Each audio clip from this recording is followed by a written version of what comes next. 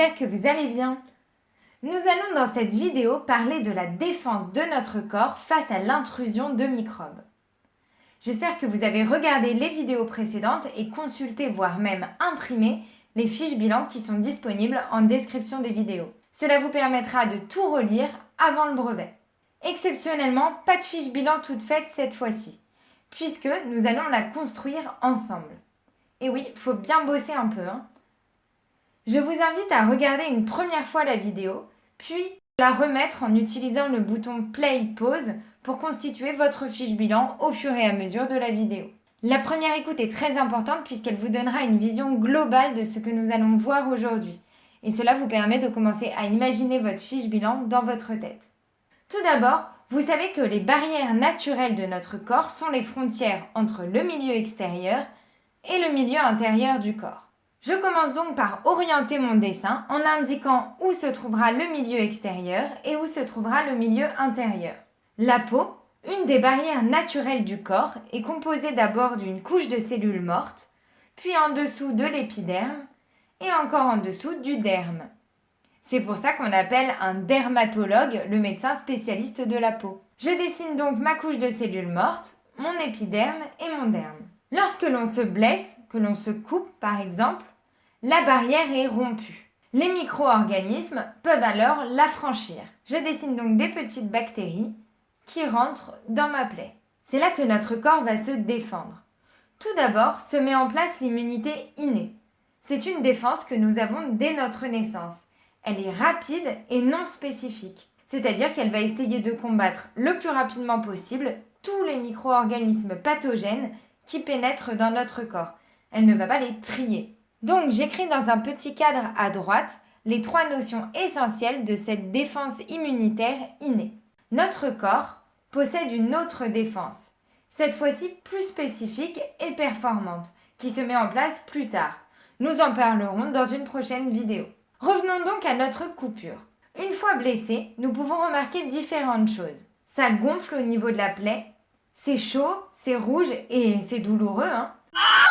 Tout cela montre que la réaction inflammatoire s'est mise en place. C'est l'exemple d'immunité innée que vous devez retenir en 3e.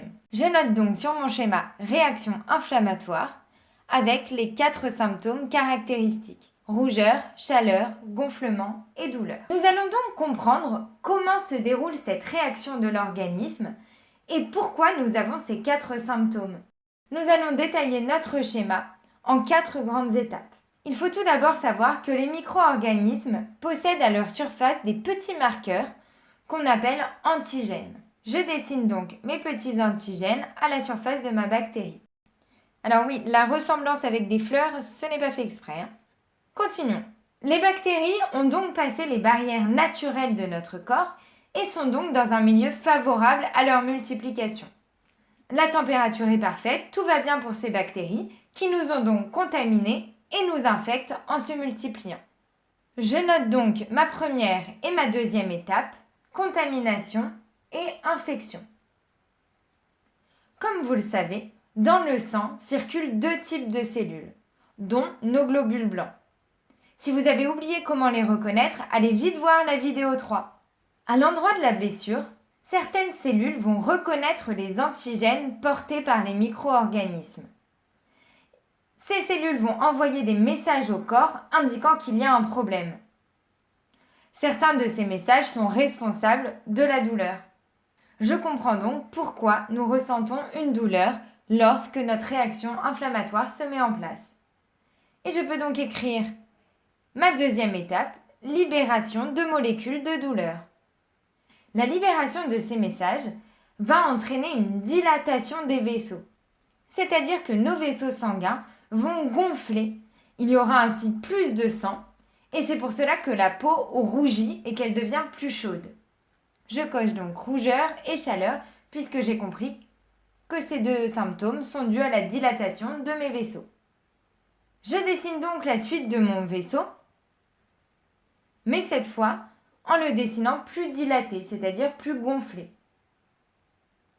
Les globules blancs vont ensuite quitter les vaisseaux pour aller sur le lieu de l'infection.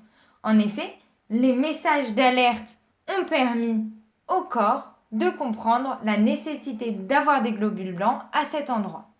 Ils entraînent parfois avec eux un peu de liquide. C'est ce qui provoque le gonflement dans la zone de la plaie. J'ai donc compris mon dernier point, gonflement, qui est dû à l'échappement d'un peu de liquide des vaisseaux sanguins vers la plaie.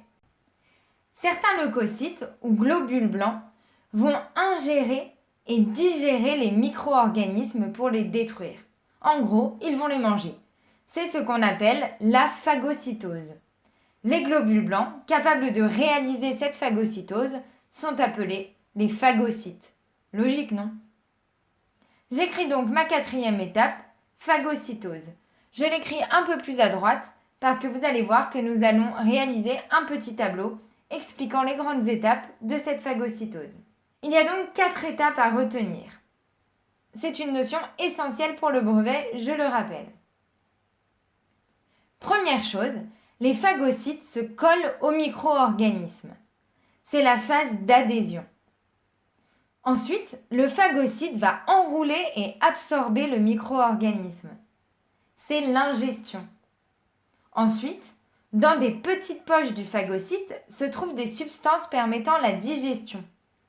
Ces substances vont être utilisées pour détruire le micro-organisme, pour le digérer. On dit donc que c'est l'étape de digestion. Pour finir, le phagocyte va expulser ces débris et c'est la phase de rejet des déchets. Je vous conseille vivement de retenir ce schéma. Il est plutôt facile à faire et il vous permettra ensuite de retrouver l'explication si on vous demande de décrire la phagocytose sous forme de texte. Bon, bien sûr, il ne faut pas oublier les règles du schéma. On met toujours un titre. Donc nous allons le placer en haut et nous allons noter schéma bilan de la réponse immunitaire innée, la réaction inflammatoire. Ensuite, l'orientation.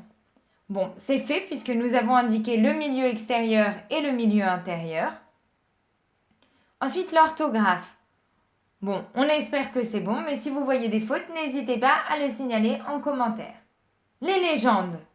Elles sont bien complètes, pertinentes, c'est OK. Et pour terminer, l'échelle. Alors exceptionnellement, comme il s'agit d'un schéma de bilan et non d'un schéma d'observation, et comme on a travaillé à différentes échelles, nous permettons de ne pas mettre d'échelle. En revanche, comme je sais qu'un phagocyte mesure environ 20 micromètres, je peux ajouter cette donnée dans mon carré. Bien sûr, si on vous donne des infos concernant la taille dans les documents, utilisez-les. Voilà pour cette vidéo pleine d'informations. Je vous invite à la regarder à nouveau en constituant votre propre fiche bilan. Je compte sur vous. À bientôt!